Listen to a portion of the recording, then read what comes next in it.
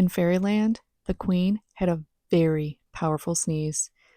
One tiny chew turned frogs into teacups, another, it made every bug wear a bow tie. So when she sneezed 3 times in a row, boom! The flowers sang opera and the cookies danced away. Luckily, the fairies loved surprises. Bless you, your majesty. And they all rode rainbows to tea time.